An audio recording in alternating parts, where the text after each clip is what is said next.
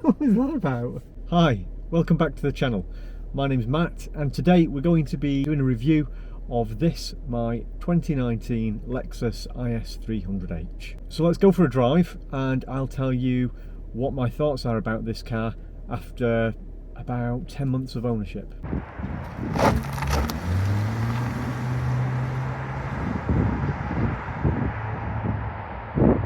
So I'm joined today by Ewan, my son, who is going to be my prompter as I forget what I intended to say. He'll get me back on the straight and narrow. So I think we'll just start by talking about the buying experience. So I decided that I wanted a Lexus IS.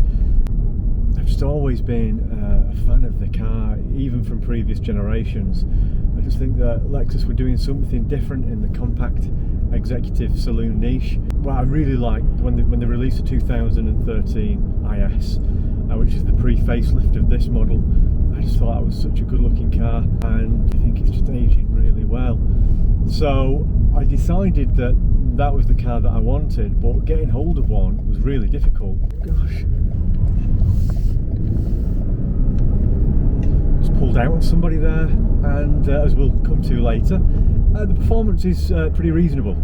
Anyway, I decided that I was going to buy through the Lexus Dealership, and that's because if you buy an approved used vehicle, that's supported by a 10-year warranty, providing that every year you get it serviced with Lexus. Now, I think Lexus do that because they know that they're not going to have any issues with their products. They just, have complete confidence in their vehicles, and that's borne out by the fact that they're always at the top of the reliability surveys. So I was fairly confident in buying an older vehicle. This one was 5 years old when I bought it, but it had only done 26,000 miles, and it just looked and drove like a brand new vehicle. It was just in immaculate condition, as you'd expect really, buying through the approved used dealership. What the heck's that on the road? So the experience of buying through the Lexus dealership was, again, everything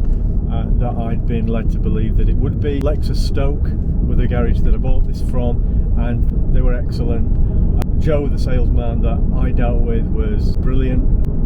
Just thoroughly professional, couldn't do enough, and made the whole experience a pleasure really. Even offering to pick us up from the train station on the day that we collected the car. It was just from start to finish a really good experience. So would I give the buying experience through the Lexus dealership full marks? Well, not quite. I've just had to put some rear tyres on this one, which I wouldn't really have expected to do in the first year. Like I said, it had 26,000 miles on the clock when we bought it. We've currently got 31,500 on it. So, I've not put thousands and thousands of miles on it, and I wouldn't really have expected to have any maintenance to pay for during the first year of ownership. But there again, it's a 5-year car, and perhaps my expectations were a little bit too high in that regard. Next thing that we'll talk about are the car's looks. As you probably gathered from the introduction there, I'm a huge fan of the way that the Lexus IS looks. I really like the way that the sill that runs along the length of the car appears to twist and then flare up at the rear wheels. I just think that's a great piece of design, and overall just the way that the car sits so low with its bonnet that falls away. I just think that it just looks purposeful and sporty, and I think that it's something of a timeless design.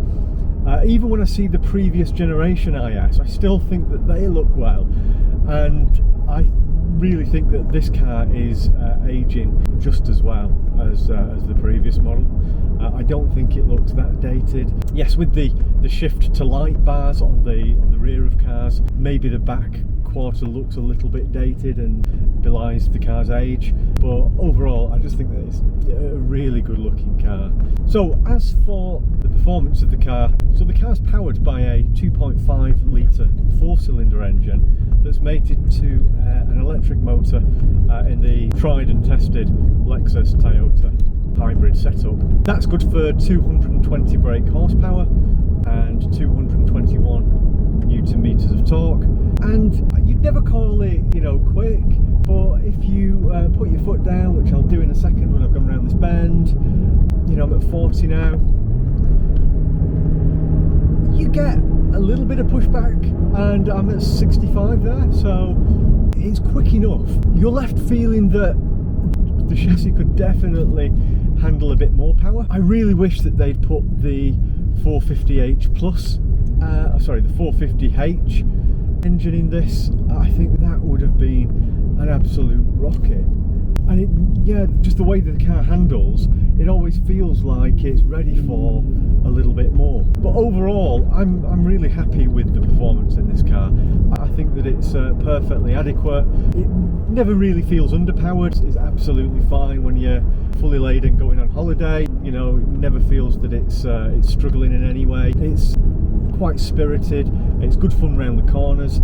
So in terms of my overall impression of the performance, I think it's absolutely fine. Enough to put a smile on your face, but not enough to get you in trouble. So one thing that I have to mention is the way that the power's delivered, and that is through the CVT gearbox, which if you've ever watched any review of a Lexus, you'll hear the ubiquitous complaint that the car sends its revs flying and there's a disconnect between the engine revs and what the car's actually doing, and that's always painted as a negative, but I'm going to go against the grain there and say actually I think that the CVT gearbox is great. I'll just put my foot down again now so you can hear the car, and there you go. You get that mooing sound, the engine revs rocket. You do get some progress, but for some reason many drivers or many motoring journalists seem not to like that. My opinion is that actually in 90% of driving conditions the CVT gearbox is far superior to any other option on any petrol or diesel car. I've owned several cars that have had the DSG gearbox, which is a phenomenal gearbox. It's really smooth, and it's you know, it's a great efficient gearbox.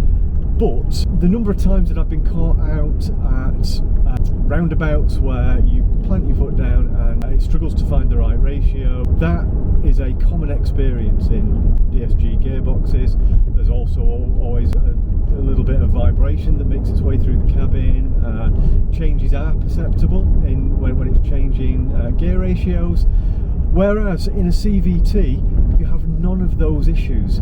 They make for the smoothest driving experience, especially around town. So I think for most drivers in most circumstances, the CVT gearbox that you get in a Lexus or Toyota hybrid is just the best option for effortless day-to-day driving. We'll talk next about the efficiency of the Lexus IS. As a hybrid, it's reasonable to expect that it will be very frugal, and perhaps in 2013 when the car was released it would have been considered so. And look, if you are intentional, it's possible to get 50 miles to the gallon, maybe a little bit over that, on a motorway journey where you keep your speed below the speed limit. In real world driving conditions, you're probably not going to see over 46, 47 to the gallon on a longer journey, which I think is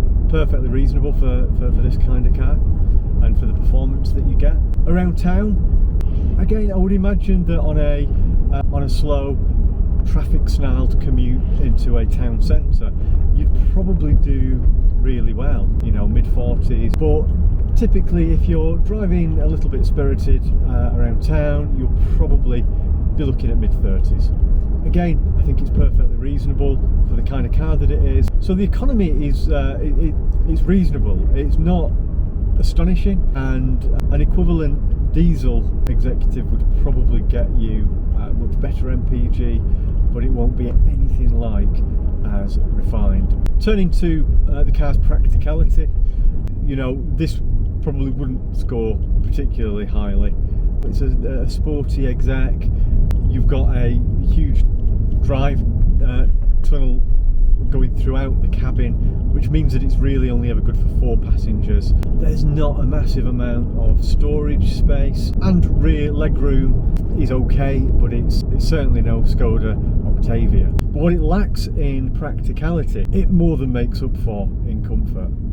These seats are some of the comfiest that I've ever sat in a car. They are just superb. Every time you sit in the car, the way that your elbows fall to the armrests, the seat wraps around you and supports you.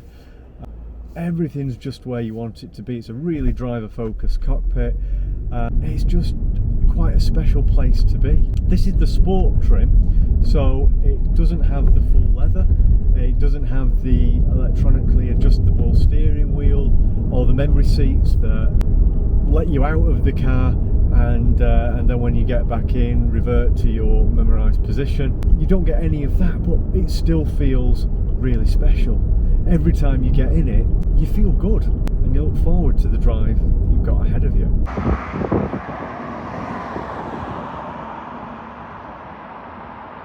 And this brings us on to the build quality. I don't know how Lexus do it, but their cars are just built absolutely superbly. From the stitching that is on the beautifully soft leather above the driver's dials and on the steering wheel, to the completely rattle-free cabin, it's just a brilliant place to be. You get the sense that this car will be going longer than I will be. It's just so well put together, and all the materials feel quality. Even the plastics that there are, they've got a softness about them, and everything's just pleasing to touch. And again, you know, this car is now 6 years old and there are no rattles, there are no creaks. You just have absolute confidence that every time you get in the car, it'll start and it'll do what you need it to do. Which brings us on to the car's reliability. Again, I referred to it earlier on, but Lexus always find themselves at the top of the reliability surveys. That's the reason that Lexus are prepared to stand by them for 10 years. They know that there's no risk. They're not going to break down. And so we've had this car for 10 years. Yes, I've put the new rear tyres on it, but other than that, I've had no issues whatsoever, nor do I expect any. Okay, so just to give a bit of context to this review, when I was deciding which car I'd go for next, one of the other options that I was considering was a Skoda Superb, and I took a 1.5 TSI Superb out. I had the DSG gearbox, and if you've watched my other review that I did, you'll know that I've previously owned a Skoda Scala, and to be fair, the Superb did not feel sufficient a step up from the Scala to warrant the purchase. It just didn't feel special. It still felt like a Skoda. It was a good car, but it was just a Skoda, and I was actually really disappointed with the 1.5 TSI. It didn't feel like it had much more grunt than the 1 litre TSI that I've been driving around in, and it certainly didn't feel anything like as peppy as the engine in this car. So, you know, even with all the extra practicality that car has, and the fact that in some ways it probably would have suited us more as a family that holiday in this country a lot, that like to take absolutely everything with them, it probably would have been a better choice in terms of practicality. But I just wasn't happy at the thought of spending the money on that car, especially not when I've driven one of these. The other car that I'm going to just do a quick comparison against, which is completely unfair to the Lexus, is a Volvo S60 T8. I was lucky enough to drive one of them recently, and I mean, what a car! That does 0 to 60 in, I think it's less than 4.5 seconds. It's ludicrous. It's a crazy car. It's also got a beautiful interior, and yeah, it's just a phenomenal executive saloon. But This car, I have to say, certainly feels better built, I think, inside. Feels as planted on the road. In day-to-day driving, when you're not hooning it, I think this is it's certainly as comfortable. I think this even pips it. So for me, that a 6-year-old Lexus IS can make you feel almost as special as a brand new S60 T8, I think that really is testimony to what Lexus achieved when they built the IS300h. I'm just really gutted that they didn't bring the latest version of the IS to the UK. I think they missed a trick there, Lexus. And looking at the new ES that they've just revealed, I really worry that Lexus might just be losing it with their interiors. I think that probably Lexus is built around this era, 2019 to say 2024, might represent peak Lexus in terms of the quality of their interiors. I don't know, maybe that's just my perception. Let me know what you think in the comments. Okay, so I'm going to finish the review on probably the area that the Lexus would score lowest in, and that is infotainment and connectivity. The entertainment system that was in this car, you know, a 2019 car, is woefully behind where the competitors' systems are. The system that I had in my 21 Scala, which was a base spec Scala, was significantly better than what you find in this car. It looks like, I don't know whether they took it from a ZX Spectrum, the graphics, but it's just way out of date. In fact, I actually owned for a brief period a 2010 Auris hybrid, and it's exactly the same graphics on the sat-nav and the vehicle diagnostic menu area as it was in that car. So, you know, it's already, when they released this, it was already 9 years out of date. I think that's pretty poor really on Lexus's part. They could have improved it. You know, no Android Auto, no Apple CarPlay. If you do want to, well, what I do when I'm going on a longer drive, I have a magnetic phone holder, so it's just easy just to throw my phone on there, and it kind of clips onto the holder. And I have to run a charging cable from a USB port that's in the center console, and trap that cord in and connect that to my phone, and I just have Google Maps running on there and listen to a podcast through the Bluetooth system. That works fine. I don't actually mind it, but again, it's a disappointment, and I can't say that it's not. But I knew that when I bought the car, and honestly, everything else about this car, but particularly the way that it makes you feel when you get in, more than made up for it. So it's not really a whinge, it's just something that I have to be honest about as I'm giving the review. I think that Lexus really dropped the ball there. They could have put a much better system in by the time that they ran out the facelift of this model. So yeah, I'm not going to end on a sour note. The car is brilliant. If you're thinking about buying a used Lexus, I would wholeheartedly encourage you to do so, and particularly the IS. They're difficult to get hold of, as I said. We really struggled to source one with low mileage and get an offer in before somebody else had beaten us to it.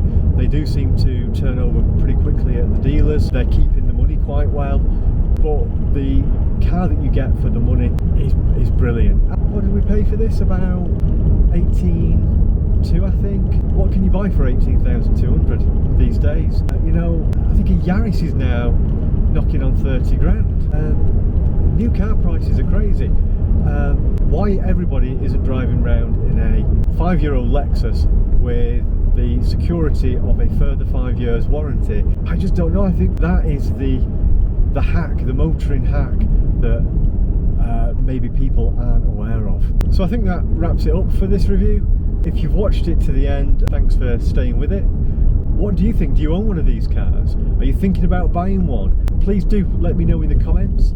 If you've got any questions, please fire away, and I will happily put an answer in there. I might even do a follow-up video if I get quite a few questions about it. So until next time, God bless, have a great week, see you again.